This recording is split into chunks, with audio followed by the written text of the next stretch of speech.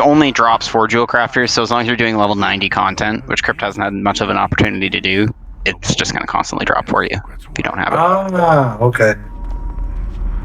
It's like the Burning Crusade. I think it was Burning Crusade that was like that, or Wrath. I think it was Wrath that was like that for a lot of recipes. Okay, so Elegon, I'm going to talk to this guy who's going to get active. Just stay back.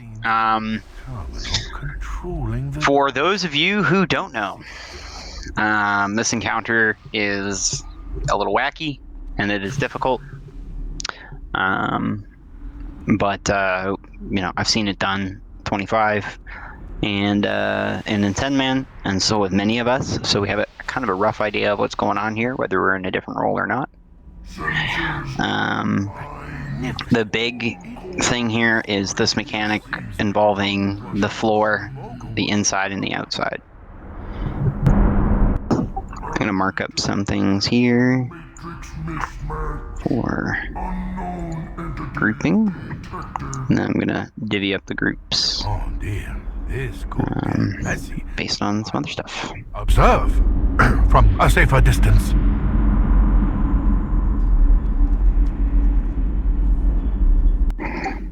Forgive me, this might be a little complicated because it is a pug and I didn't have time to prep. Okay, so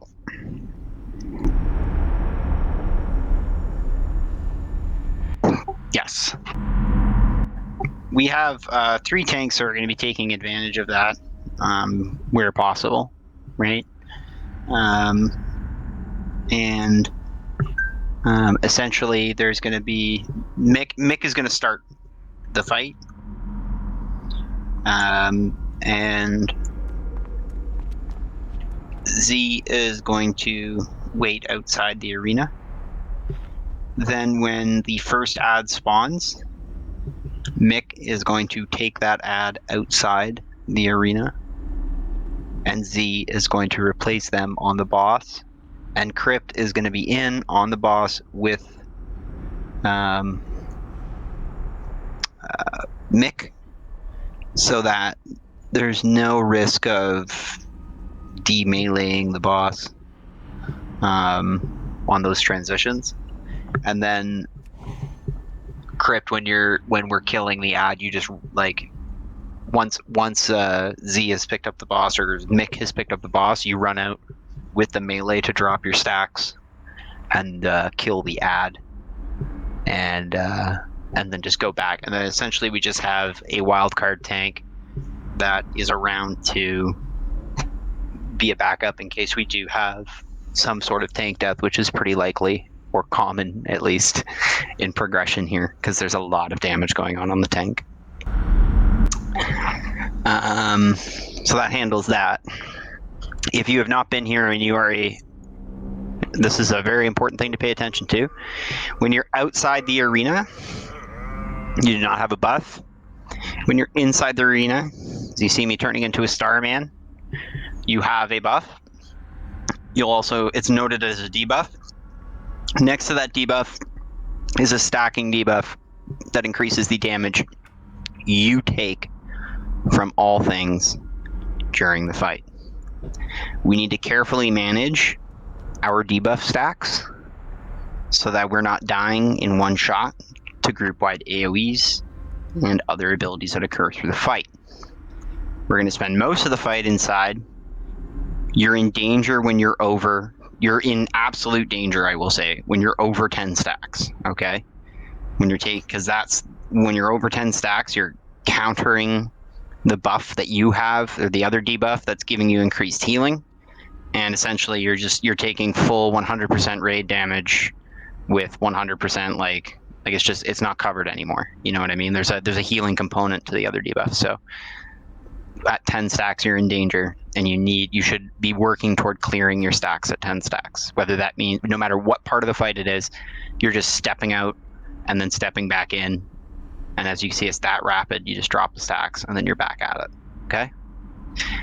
During the fight, what's going to happen phase 1 and 2, or phase 1 because it repeats, we're fighting the boss and ads. The ads are taken by tanks to the edge all DPS should be chasing and DPSing the adds toward the outer edge.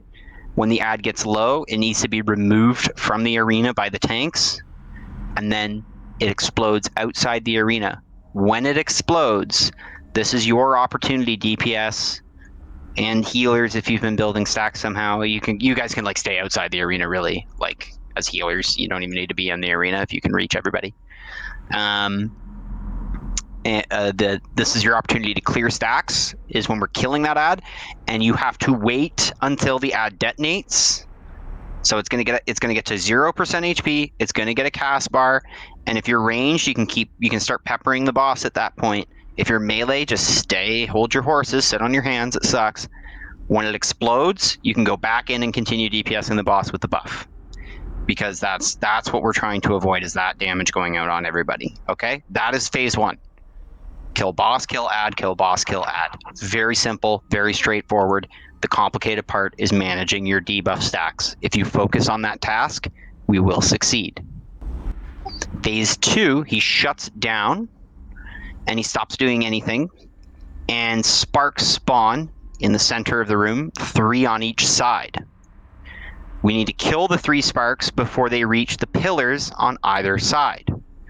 I'll be assigning groups to each side of the arena with tanks and healers accordingly, so that we can mitigate this issue and catch these orbs before they reach the spires. If anybody has a healing off spec, now is the time to tell me, because that might be helpful in this arena, especially at this point right now.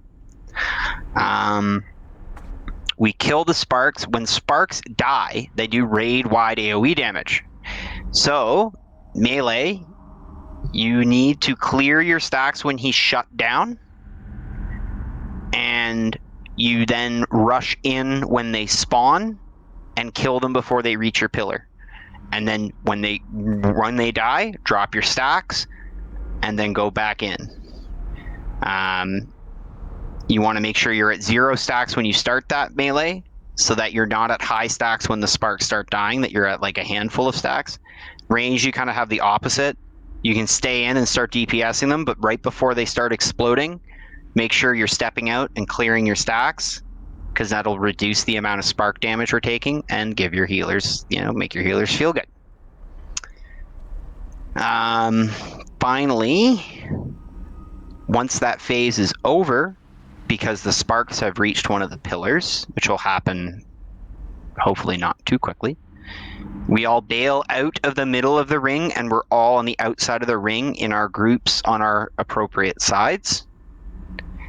And we are killing the pillars.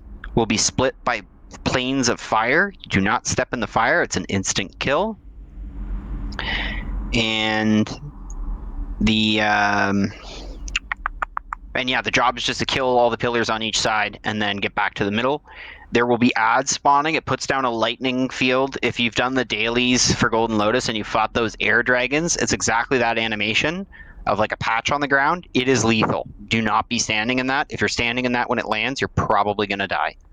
And we got to kill the little sparks before we DPS the boss again. So the boss, once we've killed all 6 pillars, the boss will pop up. The floor will come back. We can drag the ads into the middle. That's not a problem. We just need to burn them down while we drag them into the middle and get them killed, and then resume DPS on the boss.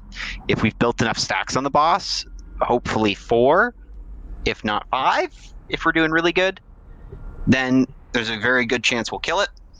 We focus. We do the same thing we did on the previous phase with the ads, boss. Then we repeat again the pillar phase. And then finally, we get the final phase. That's at 50% HP. This is when it technically starts, but we do a whole pillar phase after 50%. And what's happening is that now the outside of the arena does 50,000 damage a second if you step out. There are no more ads, and we need to burn Bloodlust and all of our personal cooldowns to kill Elegon before he kills us. He's also doing a pulsing AoE inside the center. So essentially, you want to stay in the middle DPSing the boss until you're close to 10 stacks, step out, and then step back in and resume DPS. And you do not want to spend any time at all outside if you can avoid it.